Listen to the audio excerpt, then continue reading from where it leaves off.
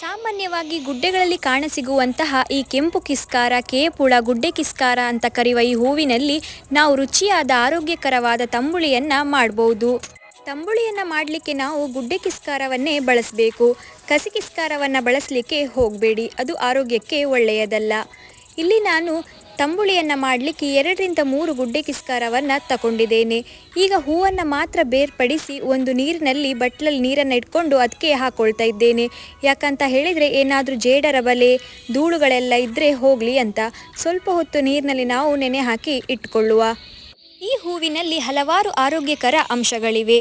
ಸ್ತ್ರೀರೋಗ ಸಮಸ್ಯೆಗಳು, ಹೃದ್ರೋಗ, ಕ್ಯಾನ್ಸರ್ ಮುಂತಾದವುಗಳನ್ನು ತಡೆಗಟ್ಟುವಲ್ಲಿ ಇದು ಸಹಕಾರಿಯಾಗಿದೆ. ನಮಸ್ಕಾರ, ಬಡ್ಸ್ ಕಿಚನ್ಗೆ ಮತ್ತೊಮ್ಮೆ ಎಲ್ಲರಿಗೂ ಸ್ವಾಗತ. ತಂಬುಳಿಯನ್ನು ಮಾಡಲಿಕ್ಕೆ ಇಲ್ಲಿ ನಾನು ಅರ್ಧ ಕಡಿಯಾಗುವಷ್ಟು ತೆಂಗಿನಕಾಯಿಯನ್ನು ತಗೊಂಡಿದ್ದೇನೆ. ಇನ್ನು ರುಚಿಗೆ ಬೇಕಾಗುವಷ್ಟು ಉಪ್ಪು, 2 ಸ್ಪೂನ್ ಆಗುವಷ್ಟು ಜೀರಿಗೆಯನ್ನು ತಗೊಂಡಿದ್ದೇನೆ. ಈಗ ಕೆಂಪು ಕಿಸ್ಕಾರವನ್ನು ನಾವು ಈ ನೀರಿನಲ್ಲಿ ನೆನೆ ಹಾಕಿರುವಂಥ ಕಿಸ್ಕಾರವನ್ನು ತೆಗೆದು ಒಂದು ಬಟ್ಲಿನಲ್ಲಿ ಹಾಕ್ಕೊಳ್ತಾ ಇದ್ದೇನೆ. ಇನ್ನು ನಾವಿದನ್ನು ಹುರ್ಕೊಳ್ಬೇಕು.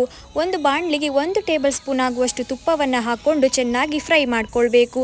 ಇಲ್ಲಿ ನಾವು ಫ್ರೈ ಮಾಡ್ಕೊಳ್ಳೇಬೇಕಂತ ಏನಿಲ್ಲ, ಫ್ರೈ ಮಾಡ್ಕೊಳ್ದೇ ನಾವು ತಂಬುಳಿಯನ್ನು ಮಾಡ್ಬೋದು. ಫ್ರೈ ಮಾಡಿಕೊಂಡ್ರೆ ರುಚಿ ಮತ್ತು ಪರಿಮಳ ಸ್ವಲ್ಪ ಜಾಸ್ತಿ ಆಗಿರ್ತದೆ. ಹಾಗಾಗಿ ನಾನಿಲ್ಲಿ ಫ್ರೈ ಮಾಡ್ಕೊಳ್ತಾ ಇದ್ದೇನೆ. ಕಿಸ್ಕಾರದ ಹೂವಿನಲ್ಲಿ ಮಾತ್ರವಲ್ಲ, ಈ ಗಿಡದ ಚಿಗುರೆಲೆಯಲ್ಲಿ ಸಹ ನಾವು ತಂಬುಳಿಯನ್ನು ಮಾಡ್ಕೊಳ್ಬೋದು, ಅದು ಕೂಡ ರುಚಿಯಾಗಿರ್ತದೆ. ಈಗ ನಾವು ಫ್ರೈ ಮಾಡಿರುವಂತಹ ಹೂವಿನ ದಳಗಳನ್ನು ಈ ಕಾಯಿ ಜೊತೆನೇ ಸೇರಿಸ್ಕೊಳ್ತಾ ಇದ್ದೇನೆ. ಇನ್ನು ಇದಕ್ಕೆ ಜೀರಿಗೆ ಮತ್ತು ರುಚಿಗೆ ಬೇಕಾಗುವಷ್ಟು ಉಪ್ಪನ್ನು ಸಹ ಸೇರಿಸ್ಕೊಂಡಿದ್ದೇನೆ. ಇನ್ನು ನಾನಿಲ್ಲಿ ಕಾಳು ಮೆಣಸನ್ನು ಹಾಕ್ತಾ ಇದ್ದೇನೆ. ಕಾಳು ಮೆಣಸನ್ನು ನಾನು ಒಂದು 10-15 ಹಾಕ್ಕೊಂಡಿದ್ದೇನೆ. ಇನ್ನು ಇದನ್ನ ನಾವು ನುಣ್ಣಗೆ ರುಬ್ಕೊಳ್ಬೇಕು. ರುಬ್ಲಿಕ್ಕೆ ಸ್ವಲ್ಪ ನೀರನ್ನು ಸೇರಿಸ್ಕೊಂಡು ನುಣ್ಣಗೆ ರುಬ್ಕೊಳ್ಳುವ. ಇನ್ನು ಬಾಯಲ್ಲಿ ಆಗುವಂತಹ ಹುಣ್ಣುಗಳಿಗೆ ಸಹ ಇದು ಮನೆಮದ್ದಾಗಿದೆ.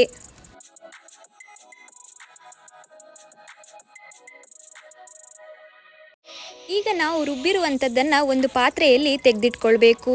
ಇಲ್ಲಿ ನಾನು ಕಲ್ಲು ತೊಳೆದ ನೀರನ್ನು ಸಹ ಸ್ವಲ್ಪ ಸೇರಿಸ್ಕೊಳ್ತಾ ಇದ್ದೇನೆ. ಈ ತಂಬುಳಿ ಸ್ವಲ್ಪ ಉಗರು ರುಚಿ ಇದ್ದರೂ ಕೂಡ ಆರೋಗ್ಯದ ದೃಷ್ಟಿಯಲ್ಲಿ ಬಹಳ ಒಳ್ಳೆಯದು. ಇನ್ನು ನಾವಿದಕ್ಕೆ 1 ಲೋಟ ಆಗುವಷ್ಟು ಹುಳಿ ಮೊಸರನ್ನು ಸೇರಿಸ್ಕೊಳ್ಬೇಕು. ಮೊಸರು ಹುಳಿ ಬಂದಿದ್ದರೆ ಒಳ್ಳೆಯದು, ಇಲ್ಲದಿದ್ದರೂ ಪರವಾಗಿಲ್ಲ. ಇನ್ನು ನಾವಿದಕ್ಕೆ ಒಗ್ಗರಣೆ ಕೊಟ್ಟರೆ ತಂಬುಳಿ ರೆಡಿಯಾಯಿತು.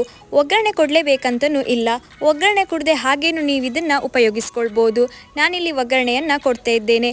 ಒಗ್ಗರಣೆಗೆ ಎಣ್ಣೆ, ಕರಿಬೇವು, ಸಾಸಿವೆ, ಒಣಮೆಣಸು ಇದಿಷ್ಟನ್ನು ಸೇರಿಸ್ಕೊಂಡು ಒಗ್ಗರಣೆಯನ್ನು ಕೊಟ್ಟರೆ ರುಚಿಯಾದಂತಹ ಈ ತಂಬುಳಿ ರೆಡಿಯಾಯಿತು. ಇದನ್ನು ಹಾಗೆ ಲೋಟಕ್ಕೆ ಹಾಕ್ಕೊಂಡು ಕುಡಿಲಿಕ್ಕೂ ಕೂಡ ಬಹಳ ರುಚಿಯಾಗ್ತದೆ. ನಮ್ಮಲ್ಲಿ ಜಾಸ್ತಿಯಾಗಿ ಇದನ್ನು ಲೋಟಕ್ಕೆ ಹಾಕಿ ಕುಡಿಯುವುದೇ ಹೆಚ್ಚು. ನೀವು ಒಂದ್ಸಲ ಈ ತಂಬುಳಿಯನ್ನು ಮಾಡಿ ನೋಡಿ. ಹಾಗೆ ನೀವಿನ್ನೂ ನನ್ನ ಚಾನಲ್ಗೆ ಸಬ್ಸ್ಕ್ರೈಬ್ ಆಗದೇ ಇದ್ದಲ್ಲಿ ದಯವಿಟ್ಟು ಸಬ್ಸ್ಕ್ರೈಬ್ ಮಾಡಿಕೊಳ್ಳಿ. ನಿಮ್ಮ ಸಪೋರ್ಟ್ ನನಗೆ ಸದಾ ಮುಖ್ಯ. Thank you.